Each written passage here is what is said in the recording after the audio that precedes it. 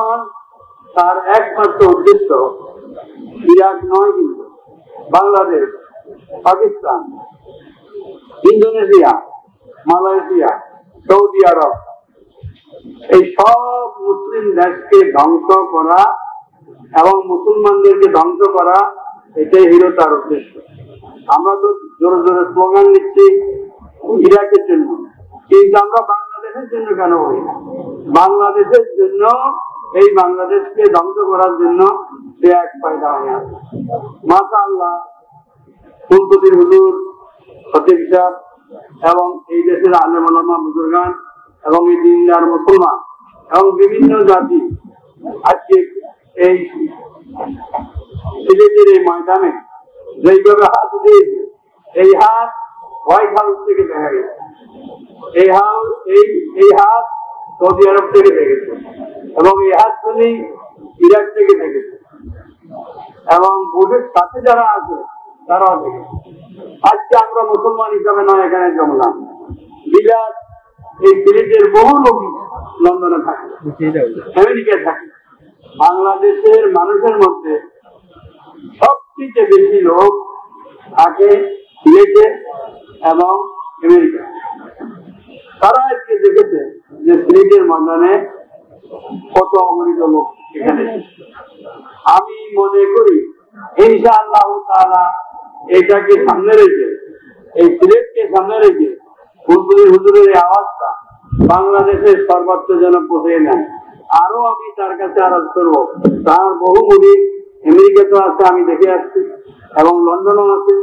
আমি মনে করি বাংলাদেশে 50টা সভা করার থেকে এক একটা সভা আমেরিকাতে এবং লন্ডনে যদি তিনি করেন, তার মুড়ি যারা সিলেটে আছেন তাকে নিয়ে ওই দুই দেশে যান এবং ওখানে যে কথাগুলি বলবেন, তারা কিন্তু অ্যাটম বোমের থেকে এই জনসভা এটারে কিন্তু তারা বহু শক্তিশালী মনে করে, এবং আমি আশা করি এটা আপনারা তাহাকে দিয়ে করাবেন। এবং আমাদের বুজুর্গরা মাওলানা রুহুল আমিন সাহেব এবং সতীশ সাহেব, মাওলানা আব্দুল লতিফ সাহেব যেসব পরামর্শ আপনাদেরকে দিয়েছেন, আমি একটি কথাই বলি, আমার চোখে দেখে আসছি ইরাকে যতবার ধ্বংস করার জন্য যুদ্ধ করেছে, আমি সেই জায়গাগুলি দেখে আসছি এবং ফুলপুরির বিরুদ্ধে দাওয়াত নিয়ে আসছি। এর মধ্যে গন্ডগোল হয়ে গেল, যাওয়া গেল না, সতীশ হুজুর দাওয়াতও আছে। ইনশাআল্লাহ তাআলা আপনারা যাবেন, ইনশাআল্লাহ তাআলা কি হবে ঘটনা, সেই ঘটনাটা এখন বলতে চাই না।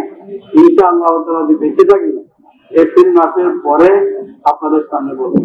এবং ফুলতলির হুজুরকে এবং ঢাকা যারা এই মাহফিলটা করেছে, এটা সম্বন্ধে আমার কাছে আরব এবং আমার কাছে পশ্চিমা লোকরা আমার বাসায় এসে অফিসে এসে আলোচনা করেছে যে এই মিটিং এর নমুনা যদি লন্ডনে দেখান যায় তাহলে হাজার হাজার উপস্থিতি বেশি হবে।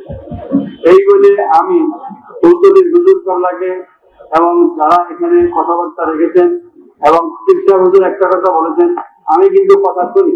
উনি বলেছেন যে মুসলিম দেশে আমেরিকার যে ঘাঁটি রেখেছে ওই ঘাঁটির থেকে উঠবে, ওই ঘাঁটির থেকে উঠবে, খালি ওই ইরাককে ধ্বংস করবে না, তাম দুনিয়ার মুসলমানকে। আপনারা ম্যাচ পাত্রী দিয়ে আপনার তুলে জ্বালান এবং অনেক কিছু করেন এবং সব কিছু চলতে আপনার আগুন লাগে, আগুন জ্বলতে তেল লাগে, এতে আপনাদের কোনো কিছুরই সুব্যবস্থা থাকবে না। এই বলে আমি সমস্ত ভাইকে এই বলে আরোপ করতেছি, এই দুর্দশাটা খালি ইরাকে হবে না, সারা পৃথিবীতে হবে। এই জন্যই লন্ডনের জনগণ এটা বুঝছে, তাদের প্রধানমন্ত্রীকে ব্লেয়ারকে বুঝাইতে চাইছে যে তুমি এই অন্যায় করতে যাইও না।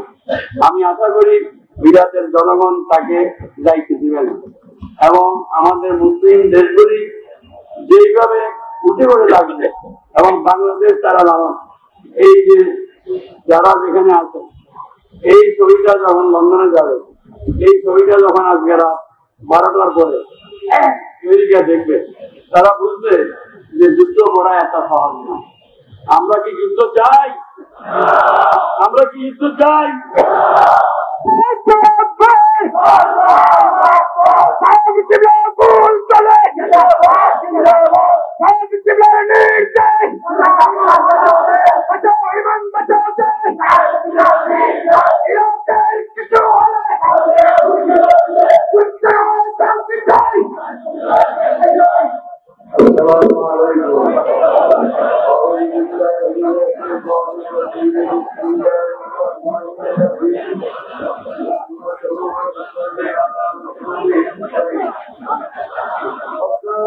শুধু ফ্রেশই উন্নত মানের সয়াবিন বীজ ইম্পোর্ট করে নিজেদের ফ্যাক্টরিতে উৎপাদন করে বলে তেল থাকে ফ্রেশ, যা আপনার ব্যাড কোলেস্ট্রল কমায়।